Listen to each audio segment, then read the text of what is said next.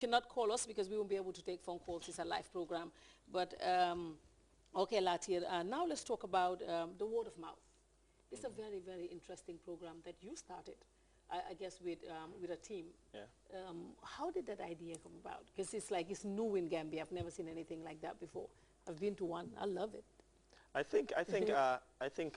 I don't want to brag, but I think I pull a positive energy. I've always pulled a positive energy. Yes. Yeah, apart from the fact that I'm good looking, of course. But about the positive energy. Are you falling? Okay. Yeah, I'm loving this. Yeah, yeah. I'm sure you are. Anyways, like I said, coincidence. I knew Banky Gray Johnson a short while ago. I know his family a lot. And so I met him and his wife once at a spot. Yeah. And then I got to talking with Lena, and she told me she loved poetry, and I was into writing poetry. And she spoke about spoken word events or slam poetry events that she's been to around the world. So she's like, why don't we do something like that here? And like 2 weeks later, we were doing it. It's very interesting. Yeah. And a lot of people come over to see them. Yeah. Ministers. I think we got bashed for that also, because it's a Balafong event. I got the team to back it up, but certain people said it was elitist, you know. Like then they them hotel bu nice and stuff like that. No, but it's very comfortable. Yeah, for us it's a training ground. It's a breeding ground. That's why we haven't let GRTS come there, because we want it to be perfect before ever we show it to the entire nation. So I love perfection. If it's not perfect, no one's going to see it. So that's what we're doing, and that's how it started. And now it's common in Gambia. Yeah. Word of mouth is like a household name. Wow, that's good. I can see you calling us. Like I said, we cannot take phone calls. It's a live show. What you can do is send us a text message, and I would ask Latia. And also Black Magic. You had this event last year, which is also very successful and very well organized. What is Black Magic about? I'm sorry, there are a lot of organizers out there. But first of all, I'd say it was the most organized event in Gambia, easily. Easily. Okay. Easily. Yes. Yeah, because I had a team with people like Banky Gray Johnson, Mo Black, Lena, Saddam Huma, Peter Brimer. I had everyone. Everyone was there. So it was a big team, and they put up a big performance. And we had poets come in.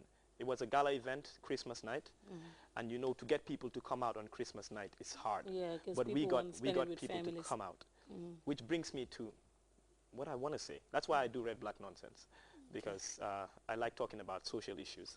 I did a gala event with my team without any financial support from any company at all.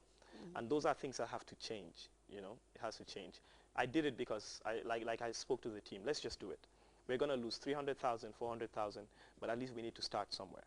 I approached a lot of companies, the same companies that I'm sure if I took a pageant to them or something more fun, they would accept it. But something literature inclined, they're like, bahna torop, you know, Gambia, bahna torop, you know, burafet, yalla len yalla japale. But we don't need that. Yalla japale na nyube pare. Wow, because so many aga fofu. Yeah. Idea. Exactly. So they should support things like that. That's what you see in Senegal. That's what you see in Sierra Leone. That's what you see everywhere. Companies support educative ideas, and we didn't get that. But we had a big show, and we made a loss. We lost close to 400,000. Okay. Text message V is from Norway. I think Norway is 46. Okay. 46. 47 is Norway. 46, I think, is Sweden. They're saying we want to ask Latir which Ka family he is from. Are you from the Imam Ka family? Oh, now you want to sound like Pandey. Okay. Well, it's a text message. How did she spell my car? Or he? K-A-H. Okay, it's not K-A-H. It's C-A-R-R.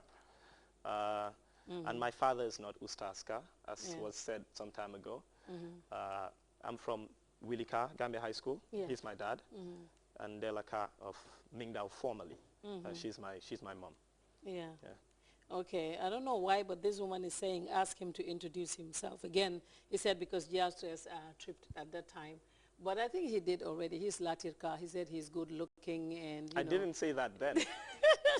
You said that at some point. You said you're good looking. But that wasn't I think that's the part that's, you know, that she will be interested in. I was just trying to spice up the show. But that's one part. She's a woman, and that's one part that she's a woman? Yeah, she is. Okay. So that's why I said, yeah, Juka, Latir said he's very good looking.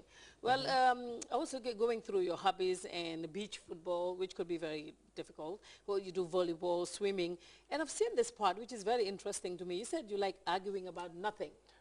That's what red black nonsense is. Arguing about nothing? It's a rant. That takes a lot of energy. But it gets me prepared for moments like these. I mean, you can throw any question at me. I'm good. So now let's talk about, we go back to the Balafon again. Recently, I must say yesterday, there was this video that Grts played. And a lot of attacks came on Balafon. People were like, okay, Latir, you are not being fair. Why didn't you write stories about this? Because that's what you do. Why didn't you do that? Or why did you decide to be quiet? Because he's a good writer that people look up to, especially on social networking sites. You're talking about the Panderi video? Yes, it was on, and then people were writing to you saying why you didn't. I got like over 20 emails this morning, and some people were angry at me. Some people were jubilating, you know, but they still thought I should write something. So they were expecting I'd do red black nonsense tonight about the video. But the thing is, like I already put on my status, I said I wasn't going to talk about it. I mean, I've been attacked as part of a group by you know who, and I've also been somehow ridiculed once as Imam Kaz's son, together with Amran Gay, of course, whose father is an imam. But it's not, like, he's not important to me, honestly. And so I don't like talking about unimportant issues. For me, it's my work, my family, my country, and then, But stuff like that doesn't interest me at all. I mean, I saw the interview purely for entertainment's sake.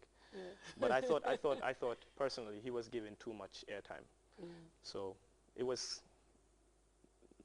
not me. It was not you. So that's why you decided to keep it quiet. I don't want to talk about that in public, honestly. Okay. And you've talked about, you know, that it won't be fair, especially if you talk about politics. You have some people will get very emotional, some would get very angry, some would talk about other people's parents. And in this case, I think the guy is being very, very bitter because he felt he's being attacked. But this is somebody who's been attacking people all his life.